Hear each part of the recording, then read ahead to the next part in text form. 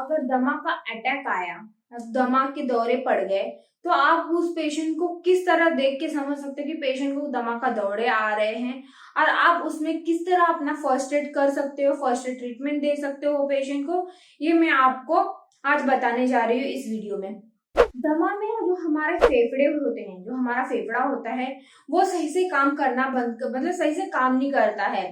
उसमें जो सांस नली होती है, जो फेफड़े के अंदर जो सांस नली होती है, उसमें जो सूजन आ जाता है, सूजन की वजह से हमें सांस लेने में बहुत ज्यादा तकलीफ होने लगती है। तो अस्थमा के लक्षण होते हैं जैसे सांस लेने में बहुत ज्यादा तकलीफ होना, फिर वहां पे सांस लेते समय घर घर आवाज आना, फिर और हो सकता है कि हमें ऐसे लगता है कि छाती में बहुत ज्यादा जकड़न हो गई, जैसे लगता है कि किसी ने हमें बहुत जोर एक रस्सी से बहुत जोर से बांध के रख दिया, इस तरह हमें लगता है। खांसी होना लगातार, और कफ जो आती है वो बहुत ज्यादा ठीक, बहुत गाढ़ा बहुत ज्यादा एकदम गाढ़ा तरीके से म्यूकस आता है। तो ये सारे के सारे अस्थमा के पेशेंट के मतलब दमा वाले पेशेंट के सारे लक्षण होते हैं। आपको अगर किसी को दमा का अटैक आ रहा है, दमा का उसको अटैक आ रहा है मतलब दमा के दौरे पड़ रहे हैं, तो आप उस पेशेंट को देख के किस तरह समझ सकते हो कि आप उसको आसानी से उसकी आप मदद कर पाओ। आपको तो समझना पड़ेगा ना, हाँ इसको दमा के अटैक आ रहे हैं, इसलिए आप किस तरह उसकी मदद कर सकते हो। तो उसके अटैक भी सेम दमा के जैसे ही होते हैं, लेकिन वो ज्यादा सीवियर कंडीशन में हो जाए। जैसे सांस बहुत तेजी से वो सांस लेने की कोशिश करता है, बहुत तेजी से सांस लेने की कोशिश करेगा, फिर और ऊपर से उसकी जो सांस लेते समय जो घर घर आवाज है वो आपको बहुत ज्यादा तरह से सुनाई देगी।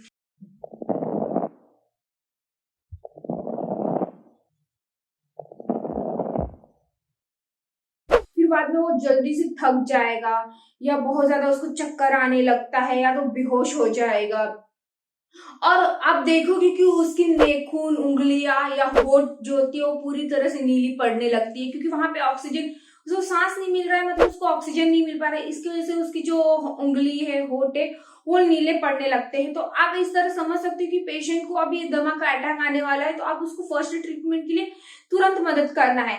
अगर आप फर्स्ट ट्रीटमेंट करने जा रहे हो तो ध्यान रखना है कि पेशेंट को पहले तो जिस दमा अटैक पड़ गया है उसको ना आपको एक कुर्सी लेना है, कहीं पर भी उसको ना एकदम रिलैक्स पोजीशन में बैठा देना है। ये कि एकदम झुक के नहीं बैठाना है, थोड़ा एकदम टाइट करके बैठाना है कि उसका जो ये जो हमारा छाती वाला पोर्शन है वो थोड़ा सा अच्छे से और वो अच्छे से सांस ले पाए। अगर वो बैठने में बिल्कुल भी अच्छे से नहीं बैठ पा रहा है, उसको कंफर्टेबल ही नहीं लग रहा है, तो उसको आप खड़े भी बोल सकते हो रखने के लिए, और उसको बोलना है कि आप एकदम रिलैक्स हो जाइए और सांस लेने की जितना हो सके आप उतना सांस लेने की कोशिश करिए। लेकिन हाँ, एक चीज ध्यान रखना है कि अगर जब भी दमा का अटैक हो या दमा वाले पेशेंट को अगर कुछ इस तरह का सिचुएशन हो तो उस समय उसको लेटने नहीं बोलना है। उसके बाद आपको उस पेशेंट के पास देखना है कि कुछ इनहेलर या मेडिसिन कुछ है कि नहीं है अस्थमा के रिलेटेड, क्योंकि अक्सर अस्थमा वाले पेशेंट को ना डॉक्टर मेडिसिन एडवाइस करते ही है। वो जो इनहेलर होता है, पफ होता है, वो मेडिसिन एडवाइस करते हैं, तो वो अस्थमा वाले पेशेंट वो लेके चलते ही ऑलमोस्ट।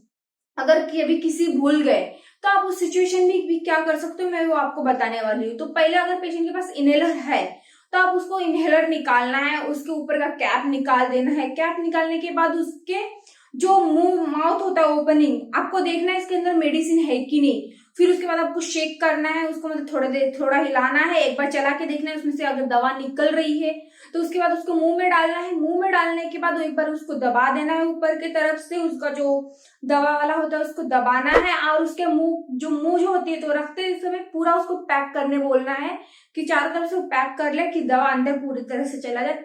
उसके बाद उसको बोलना है रुक, आप जब तक 10 बार काउंट करना मन में, 1 2 3 4 5 6 7 8 9 10, इस तरह से काउंट करना है। उसको बोलना है कि आप सांस नॉर्मली ले लो, फिर एक बार पफ अंदर डालना है, फिर आपको पुश करना है, फिर निकाल देना है वो इनहेलर, फिर उसको अंदर बोलना है मुंह बंद करके ही आपको 10 बार काउंट करना है, फिर उसके बाद बोलना है कि नॉर्मल आप सांस अभी ले लो। अगर आपको लग रहा है कि पेशेंट अब ठीक है, नॉर्मल कंडीशन में आ चुका है, तो आपको अब इमरजेंसी की उतना जरूरत नहीं है। अगर लग रहा है पफ देने के बाद भी आपको कि पेशेंट अब बहुत सीरियस कंडीशन में जा रहा है, पफ से भी नहीं आराम पड़ रहा है, तो तुरंत ही आप इमरजेंसी में कॉल कर सकते हो। अब बचता है कि अगर आपके पास पेशेंट के पास इनहेलर भी नहीं है, तब आप क्या करोगे।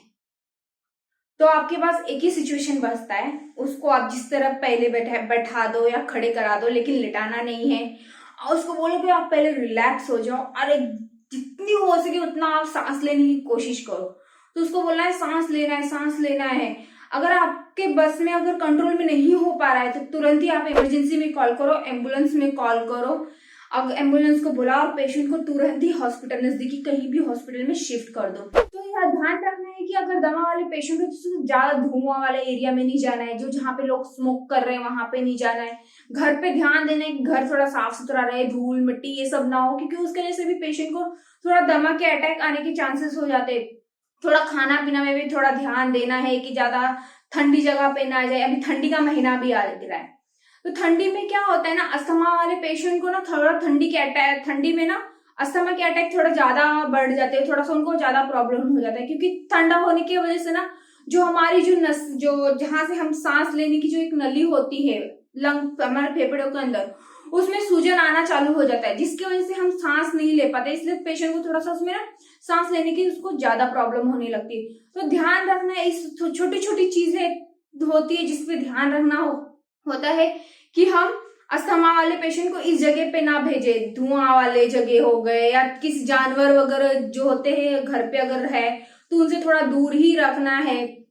अगर किसी चीज से एलर्जी है तो उस से एलर्जी से बचाना है, उसे हमें वो चीज नहीं देना है। एलर्जी किसी चीज से भी हो सकता है, वो आपका खाना हो गया, मेडिसिन हो गया, या डस्ट हो गया, बहुत सारी चीजों से एलर्जी होता है। तो उससे चीजों से हमें दूर रखना है अस्थमा वाले पेशेंट को। Thank you so much. अगर मेरा वीडियो आपको पसंद आया तो प्लीज इसे शेयर कीजिए। Thank you so much.